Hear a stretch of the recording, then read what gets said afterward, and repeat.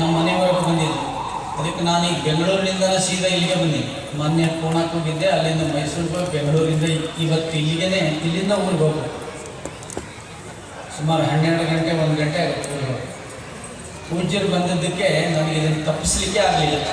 ಅದಕ್ಕೆ ಅವರ ಅಪಾರವಾಗಿರತಕ್ಕಂಥ ಪ್ರೀತಿ ಇಲ್ಲಿ ವಿಷಯವನ್ನು ಕೊಟ್ಟಿದ್ದಾರೆ, ಆರೋಗ್ಯ ಮತ್ತು ಆಹಾರ ಅಂತೇಳಿ. ಈ ಮುಂದೆ ಒಂದು ಸೇಡಂನಲ್ಲಿ ಒಂದು ಕಾರ್ಯಕ್ರಮ ಇದೆ, ಅಲ್ಲಿ ಪೂಜ್ಯ ರಾಮದೇವ್ ಬಾಬಾ ಅವರ ಸಾನ್ನಿಧ್ಯ ಇದೆ. ಅಲ್ಲೂ ಕೂಡ ಇದೇ ವಿಷಯವನ್ನೇ ಕೊಟ್ಟು ಅಲ್ಲಿ ಕಾರ್ಯಕ್ರಮಕ್ಕೆ ಕರೆದಿದ್ದಾರೆ. ಹೀಗಾಗಿ ಈ ಒಂದು ಅಭೂತಪೂರ್ವವಾಗಿರ್ತಕ್ಕಂಥ ಕಾರ್ಯಕ್ರಮದಲ್ಲಿ ನಾನು ನನ್ನ ಬಗ್ಗೆ ಸಾಕಷ್ಟು ಕಡೆ ವಿಷಯಗಳನ್ನು ಕೇಳಿರ್ತಾರೆ. ಅದೇ ವಿಷಯವನ್ನು ಸದ್ಭಕ್ತರಿಗೆ ತಿಳಿಸಿ ಇವತ್ತು ಬಂದಿರುವಂಥ ಆರೋಗ್ಯದಲ್ಲಿ ನಡೀತಾ ಇರತಕ್ಕಂಥ ಒಂದು ತಳಮಳ, ಬಹಳ ಗಂಭೀರವಾದ ಸಮಸ್ಯೆಯನ್ನು ಅನುಭವಿಸ್ತಾ ಇರುವಂಥ ಇವತ್ತು ದೇಶ ನಾಡು, ಅದನ್ನು ಗುರುತಿಸಿ ಪೂಜ್ಯರು ಕರೆದಿದ್ದಾರೆ. ಅದಕ್ಕೋಸ್ಕರವಾಗಿ ಸಂದರ್ಭಕ್ಕೆ ತಕ್ಕಂಥ ವಿಷಯಗಳನ್ನು ಶ್ರೀಮಠದಿಂದ ಹೇಳಿದರೆ ಮಾತ್ರ ಭಕ್ತರಿಗೆ ಒಂದಿಷ್ಟು ವಿಷಯಗಳ ಜೊತೆಗೆ ಅದನ್ನು ಆಚರಣೆಗೆ ತಗೊಂಡು ಬಂದರೆ ಕಾರ್ಯಕ್ರಮ ಮಾಡಿದ್ದಕ್ಕೆ ಸಾರ್ಥಕ ಆಗುತ್ತೆ ಅಂತ ಪೂಜ್ಯರು ಭಾವಿಸಿಕೊಂಡು ಕರೆದಿದ್ದಾರೆ ಅಂತ ನಾನು ಅನ್ಕೊಂಡೆ. ಭೂಮಿ ಮೇಲೆ ಅಮೃತಗಳು ಎಷ್ಟು ಅಂದರೆ 3 ಅಂತೆ. ಮೊದಲನೇದ್ದು ಅನ್ನ, 2ನೇದ್ದು ನೀರು, 3ನೇದ್ದು ಸುಭಾಷಿತ. ಸುಭಾಷಿತ ಅಂದರೆ ವಚನವೂ ಹೌದು, ಅಭಂಗಗಳು ಹೌದು, ಶ್ಲೋಕಗಳು ಹೌದು. ಇದು 3ನೆಯ ಅಮೃತ. ಅದರಲ್ಲಿ ಒಂದು ಅಮೃತ ಏನು ಹೇಳುತ್ತೆ ಅಂದರೆ ಆರೋಗ್ಯಂ ದೃಢಗಾತೃತ್ವಂ ಅಂದ್ರಣ್ಯಂ ಅಗಮೋಚನಂ ಅಪಾರವಶ್ಯಂ ನೈಷ್ಠಿಲ್ಯಂ ಆಸ್ತಿಕ್ಯಂ ಸ್ವರ್ಗ ಏವ ಸಹ ಅಂತ ರತ್ನಭಾಂಡಾಗಾರ ಸುಭಾಷಿತ ಹೇಳುತ್ತೆ. ಕಟ್ಟ ಕಡೆಗೆ ಏನು ಹೇಳಿದ್ದಾರೆ, ನೀನು ಸ್ವರ್ಗಕ್ಕೆ ಹೋಗಬೇಕಾಗಿದ್ದರೆ ಅದು ಎಲ್ಲೈತೋ ಗೊತ್ತಿಲ್ಲ. ಆಡು ಭಾಷೆಯಲ್ಲಿ ಹೇಳೋದಾದರೆ ಸ್ವರ್ಗ ಅಂದರೆ ಯಾವುದು ಅಂದರೆ ಇಲ್ಲಿವರೆಗೆ ಒಂದಿಷ್ಟು ಅದಕ್ಕೆ ಹತ್ತಿರವಾಗಿರುವ ಸಂಗತಿಗಳನ್ನು ನಮ್ಮ ಸನ್ಮಾನ್ಯ ಸಾಹೇಬರು ಬೊಮ್ಮಾಯಿ ಸಾಹೇಬರು ಹೇಳಿದ್ದಾರೆ. ಅದಕ್ಕೆ ಹತ್ತಿರವಾಗಿರುವಂಥ ಕೆಲವೊಂದಿಷ್ಟು ಸಂಗತಿಗಳನ್ನು ಹೇಳಿ ವ್ಯಾವಹಾರಿಕವಾಗಿ ಮಾತನಾಡುವಾಗ ಅಥವಾ ಚಿಂತಕರು ಹೇಳುವಾಗ ಸ್ವರ್ಗ ಅಂದರೆ ಏನು ಅಂದರೆ ಎಲ್ಲಿ ಮಲ್ಕೊಂಡ್ರು, ಹಾಸಾಕಿದ್ರು, ಹೊಚ್ಚಾಕಿದ್ರು, ಇರದೇ ಹೋದ್ರು ಸಹಿತ ಯಾವುದೇ ಜಾಗದಲ್ಲಿ ಮಲ್ಕೊಂಡ್ರೆ ಯಾರಿಗೆ ನೀತಿ ಬರ್ತದಲ್ಲ ಅದು ಸ್ವರ್ಗಕ್ಕೆ ಹತ್ತಿರವಾದಂಥ ಜಾಗ. ಜಗತ್ತು ಸಾವುಕಾರ ಒಟ್ಟು ನಿಂತು ಬರುತ್ತೆ, ಎಷ್ಟು ಕೋಟಿ ಅಂತ ಗೊತ್ತೇ ಇಲ್ಲ, ಒಟ್ಟು ನಿಂತು ಬರಂಗಿಲ್ಲ. ಆ ಥರದವ್ರು ಬರ್ತಾರೆ. ಭಾಳ ಸರಳಕ್ಕೆ ಮೂಗನ್ಯಾಗ ಒಂದೊಂದು ಹಣಿ ಆಕಳ ತುಪ್ಪ ಹಾಕ್ಕೊಂಡ್ರೆ ಬೆಳಗಿನ ಮಟ್ಟ ಯಾಚರಾಗಂಗಿಲ್ಲ. ಜವಾರಿ ಆಕಳ ತುಪ್ಪ ಹಾಕ್ಕೊಂಡ್ರೆ ಅಷ್ಟು ಸರಳ. ಬರೀ ಒಂದೊಂದು ಹಣಿ ಮೂಗನ್ಯಾಗ ಆಕಳ ತುಪ್ಪ ಹಾಕ್ಕೊಂಡ್ರೆ ಬರೀ ನಿದ್ದೆ ಅಷ್ಟಲ್ಲ, ಒಟ್ಟ ತಲೆನೋವು ಬರಂಗಿಲ್ಲ. ಒಬ್ಬರು ಅಜ್ಜ ಹೇಳಿದ್ರೆ ತಲೆನೋವಿನ ಬಗ್ಗೆ ಹೇಳ್ರಿ ಅಂತ ಹೇಳಿ ನಾವು ಮಾತಾಡೋದ್ರಾಗೆ ಅಲ್ಲಿ ಡಿಸ್ಟರ್ಬ್ ಆಗುತ್ತೆ ಅಂತ ಹೇಳಿಲ್ಲ. ತಲೆ ಯಾರಿಗೆ ಯಾವಾಗ ತಲೆನೋವು ಬರ್ತದೆ, ತಲೆ ಇಲ್ಲದವರಿಗೆ ಒಟ್ಟ ತಲೆನೋವು ಬರ್ತದೆ. ಬರೀ ಒಂದು ಮಲ್ಕೊಳ್ಳೋ ಒಂದೊಂದು ಹಣಿ ಆಕಳ ತುಪ್ಪ ಹಾಕೊಂಡು ಮಲ್ಕೊಂಡ್ರೆ ಈ ನಿದ್ದೆ ಚಲೋ ಬರ್ತೈತಿ, ತಲೆನೋವು ಒಟ್ಟ ಬರೋದಿಲ್ಲ, ಅರ್ಧ ತಲೆನೋವು ಬರೋದಿಲ್ಲ, ಜ್ಞಾಪಕ ಶಕ್ತಿ ಚಲೋ ಆಗ್ತತಿ, ಮೇಧಾಶಕ್ತಿ ಬರ್ತೈತಿ, ವಾಕ್ಶುದ್ಧಿ ಬರ್ತೈತಿ, ಕೊನೆಗೆ ಸೈನಸ್ ದೂರ ಆಗ್ತದೆ, ಗೊರಿಗೆ ಕೊಡೋದು ಕಡಿಮೆ ಆಗ್ತದೆ, ಅರಹುಚ್ಚಿದ್ರು ಬಿಟ್ಟು ಹೋಗ್ತದೆ. ಅದಕ್ಕೆ ಗಾವೋ ವಿಶ್ವಸಮಾರಹ ಅಂತ ಹೇಳಿದ್ದಾರೆ. ಜಗತ್ತಿನಲ್ಲಿ ಗೋವು ಜಗತ್ತಿನ ತಾಯಿ ಅಂತ ಹೇಳಿದ್ದಾರೆ. ನಮ್ಮ ತಾಯಿ ನನಗೆ ಮಾತ್ರ ತಾಯಿ, ಜಗತ್ತಿನ ತಾಯಿ ಗಾವೋ ವಿಶ್ವಸ್ಯ ಮಾತ್ರ ಅಂತ ಋಗ್ವೇದದಲ್ಲಿ ಇದೆ. ಈಗ ಅದರ ಜಗದಾಗ ಜರ್ಸಿ ಹಾಕತ್ತಂತ ಅದರ ತುಪ್ಪ ಹಾಕೊಂಡಿರಿ ಮತ್ತೆ ನಿದ್ದೆ ಬರೋದೂ ಬರಂಗಿಲ್ಲ. ನಾನು ಭಾಳ ಮಂದಿ ಕೇಳ್ತಾರೆ ಅದರ ತುಪ್ಪ ಹಾಕೊಂಡ್ರೆ ಏನಾಗ್ತದೆ. ಇಲ್ಲಿ ಮೈದಾನದೊಳಗೆ ಒಂದು 53 ಆಕಳ ಕೈ ಬಿಡ್ರಿ, ನೀವು ಜವಾರಿ ಆಕಳನ್ನ ಇವತ್ತ ಹುಟ್ಟಿದ ಆಕಳ ಕೈ ಬಿಡ್ರಿ, ಕರ ಕೈ ಬಿಡ್ರಿ. ಅದ್ರ ತಾಯಿ ಸಿಕ್ಕ ಮೇಲೆ ಹಾಲು ಕುಡಿತೈತಿ ನಮ್ಮ ಜವಾರಿ ಆಕಳ. ಜರ್ಸಿ ಆಕಳ ಇಲ್ಲಿ ಯಾವ ನಿಂತಿರ್ತದೆ ಅದರ ಕೊಡ್ತದೆ. ಅಂದರೆ ಸಾತ್ವಿಕ ಶಕ್ತಿ ಪ್ರಜ್ಞಾಶಕ್ತಿಯು ಕೊರತೆ ಆಕಳ. ಅದರ ಹಾಲು ಕುಡಿದವರು ಅದರ ತುಪ್ಪ ತಿಂದವರು ಏನಾಗ್ಯಾರ ಅಂದ್ರೆ ನಡು ರಸ್ತೆದಾಗ ನಿಂತಿರ್ತಾರೆ, ಒಟ್ಟ ಕಾರ್ ಬಂದು ದಾರಿ ಬಿಡಲ್ಲ. ನಡು ರೋಡ್ನಾಗ ನಿಂತಿರ್ತಾರೆ, ಒಟ್ಟ ದಾರಿ ಬಿಡಿದ್ರೆ ಜಗಳಕ್ಕೆ ಬರ್ತಾರೆ. ಯಾಕಂದ್ರೆ ಜರ್ಸಿ ಆಕಳ ಹಾಲಿನ ಹಾಕ್ತಾರೆ. ಭಾಳ ಹೇಳೋದು. ಅದಕ್ಕೆ ಗಾವೋ ವಿಶ್ವಸ್ಯ ಮಾತರ ಅಂತ ಹೇಳಿರೋದು ಆಕಳ ತುಪ್ಪದಲ್ಲಿ ಅಷ್ಟು ಮಹತ್ವ ಇದೆ. ಹೀಗಾಗಿ ಎಲ್ಲಿ ಮಲ್ಕೊಂಡ್ರು ನಿದ್ದೆಯಾಗಿ ಬರ್ತೈತಿ, ಅವರು ಸ್ವರ್ಗದ ಹತ್ತಿರದಲ್ಲಿದ್ದಾರೆ ಅಂತ ಅರ್ಥ. ಬೆಳಿಗ್ಗೆ ಮಧ್ಯಾಹ್ನ ರಾತ್ರಿ ದುಡಿಮೆ ಮಾಡೋರು ಯಾರಾದರೂ ಇದ್ರೆ, ಚೆನ್ನಾಗಿ ದುಡಿಮೆ ಮಾಡೋರಿದ್ರೆ, ಬೆಳಿಗ್ಗೆ ಮಧ್ಯಾಹ್ನ ರಾತ್ರಿ ಯಾರಿಗೆ ಹೊಟ್ಟೆ ಚಲೋ ಚಲೋ ಚಲೋ ಹಸಿತೈತಲ್ಲ ಅವರು ಸ್ವರ್ಗಕ್ಕೆ 2ನೇ ಮೆಟ್ಟಲ್ಲಾಗಲ್ಲ ಅಂತ ಅರ್ಥ. ಮತ್ತು ಒಟ್ಟ ಯಾವುದಕ್ಕೂ ಭಯಪಟ್ಟು ಬದುಕೋದಿಲ್ಲಲ್ಲ ಅವರು 3ನೇ ಮೆಟ್ಟಲಲ್ಲಿದ್ದಾರೆ ಅಂತ ಅರ್ಥ. ಒಟ್ಟ ಭಯನೇ ಇಲ್ಲ ಅವರು ಯಾವುದು, ಏನು ಭೂಕಂಪ ಆಗಲಿ ಏನಾದರೂ ಬರಲಿ ಸ್ವಾಮೀಜಿಗಳಿಗೆ ಹೆದರ್ತಾರೆ, ಭಯ ಪಡ್ತಾರೆ, ಪಡಲಿ ದೇವ್ರಿಗೆ ಭಯ ಪಡ್ತಾರೆ. ಆದರೆ ಸುಮ್ಮನೆ ಯಾವ್ಯಾವುದಕ್ಕೂ ಹೆದರ್ಕೊಂಡು ಬದುಕ್ತಿರ್ತಾರೆ, ಯಾವಾಗ ನೋಡಿದ್ರು ಭಯ ಅವರಿಗೆ.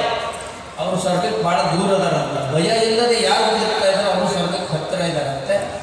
ನಿಶ್ಚಿಂತೆ ಇರುವವರು ಸ್ವರ್ಗಕ್ಕೆ ಹತ್ತಿರ ಇದ್ದಾರಂತೆ. ಮತ್ತು ಮನಸ್ಸು ಬುದ್ಧಿ ಸ್ಥಿಮಿತದಲ್ಲಿರುವವರು ಸ್ವರ್ಗಕ್ಕೆ ಹತ್ತಿರ ಇದ್ದಾರಂತೆ. ಮತ್ತು ಹೇಳಿದ್ದನ್ನು ಸಂಪೂರ್ಣವಾಗಿ ಗಮನದಲ್ಲಿಟ್ಕೊಂಡು ಮನೆಗೆ ಹೋಗಿ ಆಚಾರವನ್ನು ಮಾಡಿ ಆಚಾರದಿಂದ ಫಲಿತಾಂಶ ಅವರು ಪಡ್ಕೋತಾರಲ್ಲ ಅವರು ಸ್ವರ್ಗದಲ್ಲೇ ಇದ್ದಾರೆ ಅಂತ. ಇಲ್ಲಾಂದ್ರೆ ಇಲ್ಲಿ ಹೋಗುವಾಗ ಯಾರು ಕೇಳ್ತಾರೆ ಏನೇನು ಹೇಳಿದ್ರು, ಭಾಳ ಚಲೋ ಹೇಳಿದ್ರು, ಅದೇ ಏನೇನು ಹೇಳಿದ್ರು ಬಟ್ ನನಗಂತೂ ನೆನಪು ಊಟ ಆದಮೇಲೆ ಎಲ್ಲ ಮಾಡ್ತಾರೆ. ಅವ್ರು ಹೇಳಿದಂಗೆಲ್ಲ ಮಾಡೋಕ್ಕಾಗತ್ತನ್ರಿ ಅಂದ್ರೆ ಅನಾಚಾರವೇ ನರ, ಆಚಾರವೇ ಸ್ವರ್ಗ.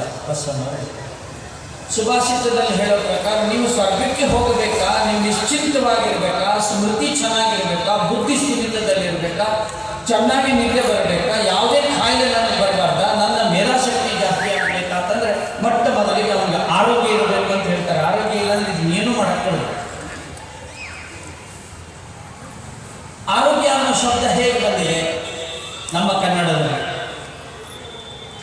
ವಿಶ್ಲೇಷಣೆ ಮಾಡಿದ್ರೆ ನಿಮಗೂ ಗೊತ್ತಾಗ್ತದೆ. ಹೌದು ಅಂತೇಳಿ 6 + ಯೋಗ್ಯ ಆರೋಗ್ಯ. ಏನದು 6 ಅಂದರೆ ಸಂಖ್ಯಾನೂ ಹೌದು, ಯಾರು ಅಂತಲೂ ಅರ್ಥ ಇದೆ.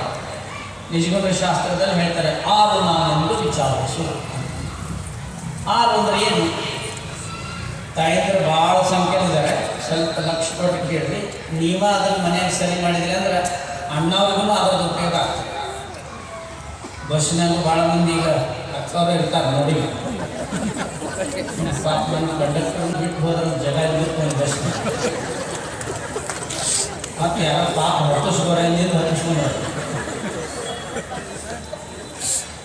ನಾನು ಯಾಕೆ ಹಿಂಗೆ ಹೇಳಿದ್ನಿ ಅಂತಂದ್ರೆ ನಗಲಿಕ್ಕಂದ್ರೆ ಕ್ಯಾನ್ಸರ್ ಬರ್ತದಂದ್ರೆ ಒಂದು ಅಧ್ಯಯನ ಹೇಳಿ ಮುಂಬೈ ವಿಶ್ವವಿದ್ಯಾಲಯದಲ್ಲಿ ಅಧ್ಯಯನ ಮಾಡಿದ್ದಾರೆ. ನಕೋತ ಯಾರಿಗೆಲ್ಲ ಅವ್ರಿಗೆ ಕ್ಯಾನ್ಸರ್ ಬರೋ ಸಾಧ್ಯತೆ ಇದೆ ಅಂತ ಹೇಳಿ ಕರೆನ ಮತ್ತೆ ಬೆಂಗಳೂರಾಗ ಅಂತಾರಲ್ಲ ಹಂಗೆ ಬೆಂಗಳೂರಾಗ ನಗುವ ಒಂದೊಂದು ಸಂಘ ಮಾಡ್ಯ. ಸುಮ್ಮನೆ ಏನು ಕ್ರಿಯೇಟಿವಿಟಿ ಇಲ್ಲ ಹಂಗೆ ಸುಮ್ಮನೆ ಅಂತಾರೆ ಅವರು ಹಂಗೆ ನನ್ನ ಹಾಕಿರ್ತಂದ್ರೆ ಕರೆ ನಗ್ಬೇಕು, ಗೌರಿ ಬಂದು ಕಣ್ಣಾಗ ನೀರು ಬರ್ಬೇಕು, ಹಂಗೆ ನಗ್ಬೇಕಂದ್ರೆ ಕ್ಯಾನ್ಸರ್ ಕಣಗಳು ಹೊಟ್ಟಂಗಿಲ್ಲ. ಮುಂಬೈ ವಿಶ್ವವಿದ್ಯಾಲಯದಿಂದ ಒಂದು ಪುಸ್ತಕ ಬಿಡುಗಡೆ ಆಗಿದೆ, ನಗದೇ ಇರೋರಿಗೆ ಕ್ಯಾನ್ಸರ್ ಬರುವ ಸಾಧ್ಯತೆ ಇದೆ ಅಂತ.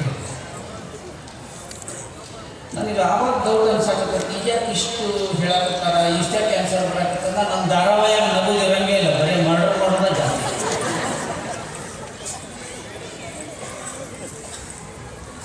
ಆರು ಪ್ಲಸ್ ಯೋಗ್ಯ ಅಂದರೆ 6 ಅಂದರೆ ನಾವು ತಿನ್ನುವಂಥ ಆಹಾರದಲ್ಲಿರುವ ರುಚಿಗಳು 6, ಅದು ಷಡ್ರಸಗಳು. ಅವು 40 ವರ್ಷದ ಹಿಂದಿದ್ವಲ್ಲ ಅವೆಲ್ಲ ಈಗ ಉಲ್ಟಾ ಆಗ್ಯಾವ. ಆ ರಸಗಳಿಲ್ಲ, ಈಗ ಷಡ್ರಸಗಳು ಬೇರೆ. ಕೆಂಪು ಉಪ್ಪು ಹೋಗಿ ಬಿಳೆ ಉಪ್ಪು ಬಂದೈತಿ, ಒಣಮೆಣಸಿನಕಾಯಿ ಕಾಳು ಮೆಣಸು ಹೋಗಿ ಹಸಿಮೆಣಸಿನಕಾಯಿ ಬಂದೈತಿ, ಸಕ್ಕರೆ ಹೋಗಿ ಬೆಲ್ಲ ಹೋಗಿ ಸಕ್ಕರೆ ಬಂದೈತಿ, ನಿಂಬೆಹಣ್ಣು ಹುಣಸೆಹಣ್ಣು ಹೋಗಿ ಟೊಮೆಟೊ ಹಣ್ಣು ಬಂದೈತಿ. ಕಹಿ ಮತ್ತು ಒಗರು ಇಲ್ಲ ಇಲ್ಲ. ಇವು 6 ಮೊದಲೇನಿದ್ವಲ್ಲ ಅವು ಇದ್ವು ಅಂದ್ರೆ ಈಗೂ ಕ್ಯಾನ್ಸರ್ನವ್ರು ಇರ್ತಿದ್ದಿಲ್ಲ ಭಾರತದೊಳಗೆ. ಈಗ 3,20,00,000 ಜನರಿಗೆ ಕ್ಯಾನ್ಸರ್ ಇದೆ. ಹಾವೇರಿ ಅಂತ ನಗರದಲ್ಲಿ ಹುಡುಕಿದ್ರೆ ಕನಿಷ್ಠ 50 ಜನ ಕ್ಯಾನ್ಸರ್ನವ್ರು ಇರ್ತಾರೆ. ಬೇಕಾದ್ರೆ ನೀವು ನೋಡಿ, 1,000 ಜನರಿಗೆ ಒಬ್ಬರು ಕ್ಯಾನ್ಸರ್ ಇದೆ. ಈಗ ಸದ್ಯ 3,20,00,000 ವರ್ಲ್ಡ್ ಹೆಲ್ತ್ ಆರ್ಗನೈಸೇಷನ್ ಹೇಳ್ತದೆ ಭಾರತದಲ್ಲಿ ಇಷ್ಟು ಜನ ಕ್ಯಾನ್ಸರ್ ಇದ್ದಾರೆ. ಮಕ್ಕಳಿಗೆ ಮೊದಲು ಮಾಡಿಕೊಂಡಿದೆ. ಷಡ್ರಸಗಳು ಯಾವುದಿಕ್ಕೋ ಅದೇ ನಮ್ಮ ಅಡುಗೆ ಮನೆಗೆ ಬಂದರೆ ಇದು ಬರಲ್ಲ, ಬಹುತೇಕ ಬರಲ್ಲ. ಅದ್ರ ಜೊತೆಗೆ ಇನ್ನು 3 ಬೇರೆ ಬಂದವ. ಈಗ ನಾ ಹೇಳಕತ್ತಿದ್ದ, ನಾ ಬರೀ ವಿಷಯ ಹೇಳಿ ಹೋಗಕ್ಕಿಲ್ಲ, ಇದನ್ನು ಚೇಂಜ್ ಮಾಡ್ಬೇಕು ಮನ್ಯಾಗ ಅಂತ ಹೇಳಕ್ತಿದ್ದೆ. ಭಾಳ ಸರಳ ಐತಿ. ಕಲ್ಲು ಉಪ್ಪು ತಿನ್ಬೇಕು, ಇಲ್ಲ ಹಳப்பு ಉಪ್ಪು ತಿನ್ಬೇಕು, ಬ್ರೌನ್ ಉಪ್ಪು ತಿನ್ಬೇಕು, ಬಿಳೆ ಉಪ್ಪು ತಿನ್ಬಾರ್ದು. ನಾ ಹೇಳಿಲ್ಲ. White salt is nothing but white poison ಅಂತ 12 ವರ್ಷಗಳಿಂದ ವಿಶ್ವ ಆರೋಗ್ಯ ಸಂಸ್ಥೆ ಹೇಳಿದೆ, ನಾನು ಹೇಳಿಲ್ಲ. ಆ ಉಪ್ಪು, ಕಾಳುಮೆಣಸು, ಖಾರದಲ್ಲಿ ಸ್ವಲ್ಪ ಅಲ್ಪ ಒಣಮೆಣಸಿನಕಾಯಿ ಮತ್ತು ಸಕ್ಕರೆ ಬದಲು ಬೆಲ್ಲ, ನಿಂಬೆ ಹಣ್ಣಿಂದೆ ಹುಳಿ ಮತ್ತು ಒಗರು ಕಹಿಯನ್ನು ತಿನ್ನಕ್ಕೆ ಶುರು ಮಾಡಿದ್ರೆ ಬಹುತೇಕ ಕಾಯಿಲೆಗಳು ನಮ್ಮ ಹತ್ರ ಸುಳಿಯೋದು. ಇದು ಒಂದು. ಇವು 6 ಯೋಗ್ಯವಾಗಿದ್ದು ಅಂದ್ರೆ ಅಡುಗೆ ಮನೆ ಒಳಗೆ ಅವರು ಆರೋಗ್ಯವಂತರಾಗಿರ್ತಾರೆ ಅಂತ ಒಂದು.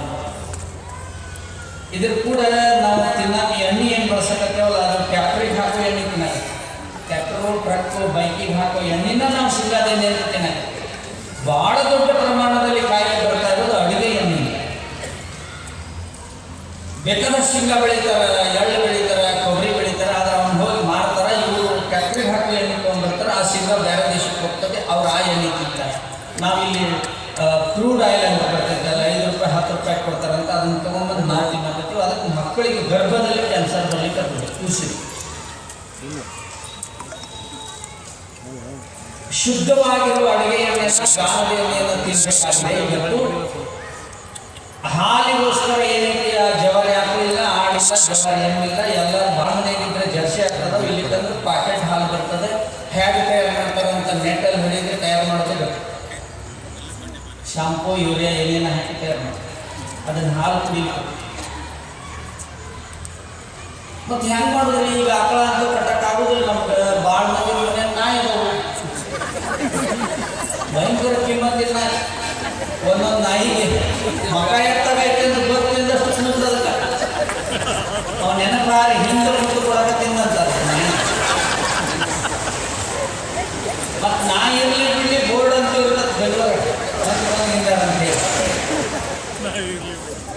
ಅತಿಥಿಗಳನ್ನು ದೇವರು ಅಂತ ಹೇಳಿರುವ ಏಕೈಕ ದೇಶ ಭಾರತ ದೇಶ. ಅತಿಥಿಗಳಿಗೆ ಬೇರೆ ದೇಶದಲ್ಲಿ ದೇವರನ್ನ ಇದನ್ನು ಒಬ್ಬ ಪಹಿಯನ್ನ ನಾವು ಬೇರೆ ದೇಶದ ಹೇಳಲ್ಲ. ಬಾಯಾರಿ ನೀರು ಬೇಡಿದರೆ ನನಗೆ ಹಾಲು ಕೊಟ್ಟ ಸಂಸ್ಕೃತಿ ಭಾರತ ದೇಶದ್ದು. ಅತಿಥಿಗಳನ್ನು ದೇವರು ಅಂತ ಹೇಳಿರುವ ಏಕೈಕ ದೇಶ ಭಾರತ. ಅದಕ್ಕೆ ನನ್ನ ದೃಷ್ಟಿಗೆ ಸ್ವರ್ಗ ಅಂತಿರುವುದಾದ ಭಾರತ ಚೀನಾ ದೇಶ. ಆ ಚೀನಾದ ಗೋಡೆ ಮೇಲೆ ಒಂದು ವಾಕ್ಯ ಬರೆದು ಹಾಕಿದ್ದಾರೆ. ಅದನ್ನೀಗ ಅಳಕಿಸ್ಬೇಕಂತಾರೆ, ಅಳಕಿಸೋಕ್ಕಾಗೋದು, ಅಷ್ಟು ದೊಡ್ಡದಾಗಿ ಬರೆದ್ಬಿಟ್ಟಾರೆ. ಏನಂತ ಬರ್ದಾರೆ ಅಂದರೆ, ಈ ಜನ್ಮದಲ್ಲಿ ನೀನು ಶ್ರೇಷ್ಠ ಕರ್ಮ ಯೋಗವನ್ನು ಮಾಡಿದರೆ, ಶ್ರೇಷ್ಠ ವ್ಯಕ್ತಿಯಾಗಿ ಬಾಳಿದರೆ ಮುಂದಿನ ಜನ್ಮ ನೀನು ಭಾರತದಲ್ಲಿ ಅಂತ ಬರ್ದಾರ. ಚೀನಾ ಬರುತ್ತೆ. ಇಲ್ಲಿರೋ ಚೀನಾ ಹೋಗ್ತಾನೆ, ನಮ್ಮ ಅಮೇರಿಕ ಏನು ಮಾಡ್ತಾನೋ ಗೊತ್ತಿಲ್ಲ. ಒಟ್ಟು ಪಾಪ ಎಲ್ಲ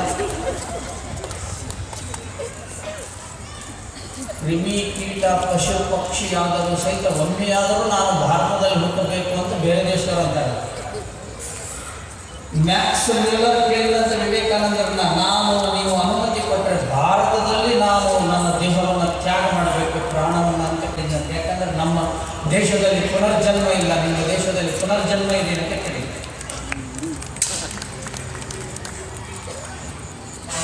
ಹೀಗಾಗಿ ಭಾರತ ದೇಶದಲ್ಲಿ ಎಲ್ಲ ವಿಷಯಕ್ಕೂ ಸಹಿತ, ಎಲ್ಲ ವಿಚಾರಕ್ಕೂ ಸಹಿತ, ಯಾವುದೇ ಮಾರ್ಗಕ್ಕೂ ಸಹಿತ ನಮ್ಮಲ್ಲಿ ಋಷಿಮುನಿಗಳು, ಸಾಧು ಸಂತರು, ಯೋಗಿಗಳು, ಜ್ಞಾನಿಗಳು, ದಾರ್ಶನಿಕರು ಎಲ್ಲವನ್ನೂ ಕೊಟ್ಟು ಹೋಗಿದ್ದಾರೆ.